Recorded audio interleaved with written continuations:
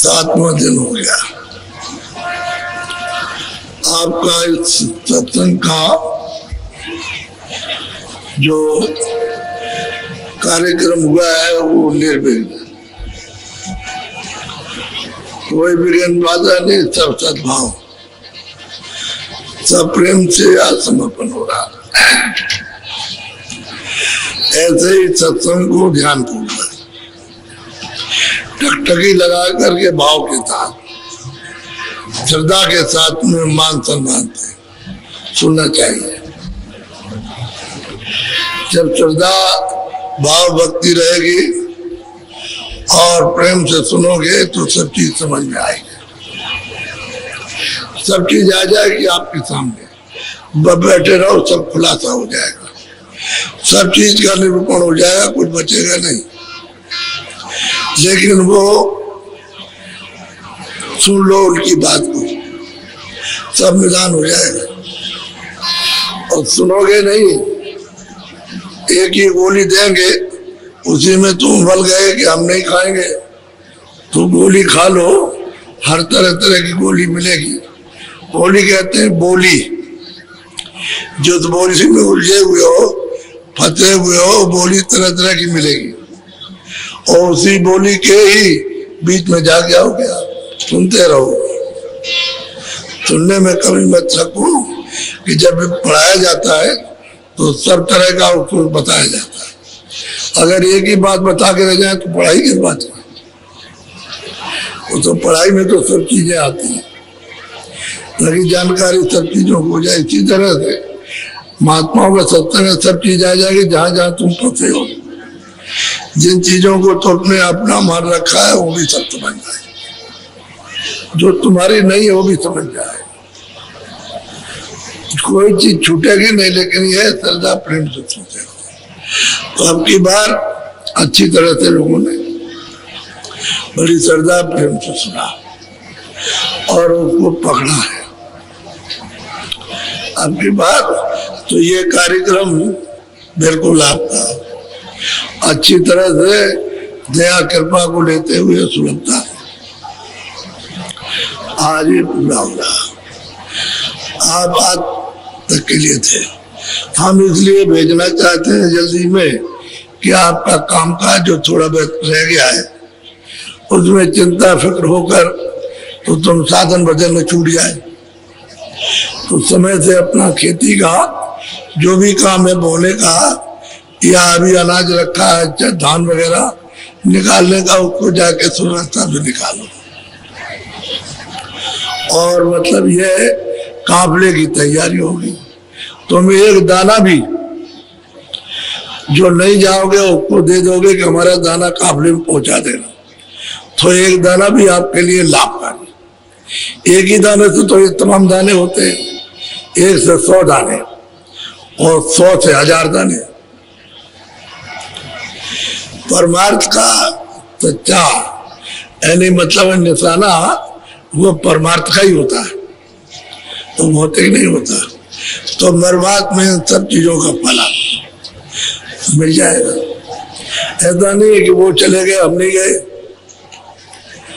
हम नहीं गए तो हमारा वहां काफले में एक दाना, एक चने का दाना, एक गेहूं का दाना, या मतलब ये कि एक आधी चटाक ये ले जाना और काफले में चढ़ा देना। तो मतलब ये अब आपकी डोरी लगी है एक दाने के साथ कि हमारा दाना पहुंचा के नहीं पहुंचा, वो पहुंचा के नहीं पहुंचा, काफले में पहुंचा। कोई भी चीज, एक आपको मिसाल देता हूं। इसी तरह एक आदमी को बहुत दिन हुए, तुमने कहा भाई तुम क्या करते हो? कि मूर्ति पूजा करते हैं। मैंने कहा ठीक से करो, जो तुम करते हो पूजा है गलत है।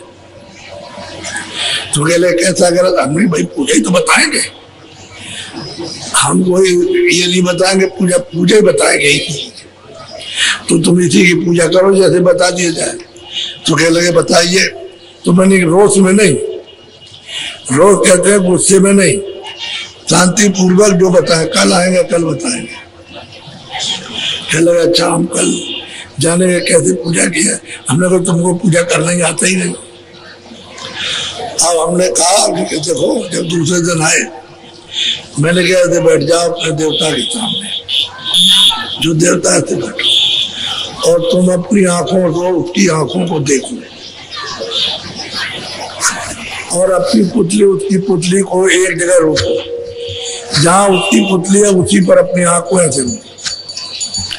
तो जब मैं तीसरे दिन आया तो बोला, कह लगे हमारी आंख नहीं रुकती। हमने तो वही तो पूजा नहीं की आपने, अभी बाकी रह गई पूजा करने। तुम देवता की पूजा करोगे और उसकी आंख को अपनी आंखों से देखोगे, उसकी पुतली को, और वहां अपनी आंख को रोकोगे, तब तो तुम्हारी सच्ची पूजा। और नहीं तो तुम ये पूजा उड़न छू कर रहे हो, ये पूजा उजा नहीं है। तो क्या करें, हमने कहा तुम कोशिश करो कि तुम्हारी आंख उसकी आंखों को देखे और इधर उधर ना हो। जब तुम्हारी इधर उधर हो जाएगी तो समझ लोगे तुम पूजा नहीं करते, बराबर देखते रहो। तो उसने 10 दिन अभ्यास किया बैठ के, तो उसकी आंख उनकी आंखों पर रुकने लगी। मैं 15 दिन के बाद उधर से लौट के आया तो मुझे वहां बैठा हुआ मिला, और ऐसे मतलब ये अपनी आंखों को उनकी आंखों से जोड़ रहा था। तो मैं जब आ गया तो उठ के खड़ा हो गया। मैंने कहा अच्छा ये बताओ कि तुमको इतने दिन में फायदा हुआ? जो लगे कि मैं उसको देखते देखते वो मूरत बिल्कुल सफेद हो गई। अब मूरत तो दिखाई देती नहीं, वो सफेद दिखाई देता है। यानी देखिए आप, मूरत नहीं दिखाई देती, सफेद दिखाई देता। तो मैंने कहा भाई तू ऐसे आंख बंद करके बैठ जा। तो आंख बंद करके बैठा तो सब ये प्रकाश ही प्रकाश, पूरा प्रकाश ही प्रकाश। तो हमने कहा देख, पहले तो बैठता था तो अंधेरा था, और अब तू बैठता है तो प्रकाश हो गया। देख अब तू देवता की सच्ची पूजा करना। तो हमने कहा और कुछ मत करना, उसी प्रकाश में तू आंख बंद करके सामने देखना रोशनी में।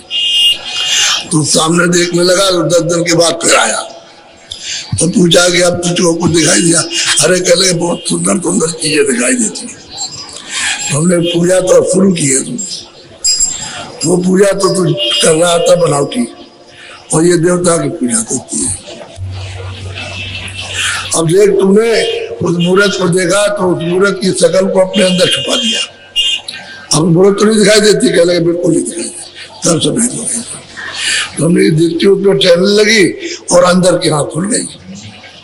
अब तेरी तीसरी आंख खुल गई, अब तू उससे देख रहा हो मूर्त वगैरह। एक आंख बंद कर दिखाई देता तो कह लगे यहाँ दिखाई देता। तो सही बात यह है कि उनको पूजा करना आता, पूजा कोई मना थोड़ी है, लेकिन करने का तौर तरीका जब वो महात्मा मिलेंगे तब बताएंगे। किसी का खंडन थोड़ी करते हैं, क्या वो खंडन किसी का करे, मंडन करते हैं। जो गलत काम कर रहा है उसी को सीधा कर देते हैं। इसी को व्यास जी ने कहा था कि भाई हम मूर्ति की स्थापना इसलिए करते हैं कि तुम जंगल में जा करके बैठ करके वहां यह अभ्यास करना, अपनी दृष्टि को उनकी आंखों पर टिकाना। जब टिकाते टिकाते दृष्टि ठहर जाएगी तो अंदर की आंख खुल जाएगी। इसलिए रखा था आप उसी चीज को मूर्त को घर उठा ले। पहले तो जंगल में थी, एकांत में थी, अब उसको घर में ले आए तो बजाए, अंदर बज रहा है तो उसको बाहर बजाने लगे। वो बाहर जो बजाते हो वही धोखा है, वही भ्रम है, वो भूल है, और अंदर बजने लगे वो सत्य है। तो तुम्हारे अंदर ही बज रहा, और जहां ये बाजे बज रहे हैं वो कीर्तन और आरती अखंड हो रहा। वो कोई खंडन नहीं करते, मंडन करते, यथावत जो चीज है उसको बता देते। लेकिन लोग जो है उसको जानते नहीं, वो समझ बैठते हैं कि भाई मतलब ये है कि कोई खंडन कर रहे हैं। किसी का खंडन नहीं, महात्माओं ने हमेशा मंडन किया। लेकिन तुम जब उनकी बात को पूरा नहीं सुनोगे तो फिर समझ में कुछ नहीं आया। एक दिन तुमने समझ लिया खंडन हो रहा तो तुम चलेगा, दूसरे दिन आ जाओ, तीसरे सुन तो लो सब बात, तब समझ में आएगी। तो फिर हमने उसको रास्ता बताया तो वही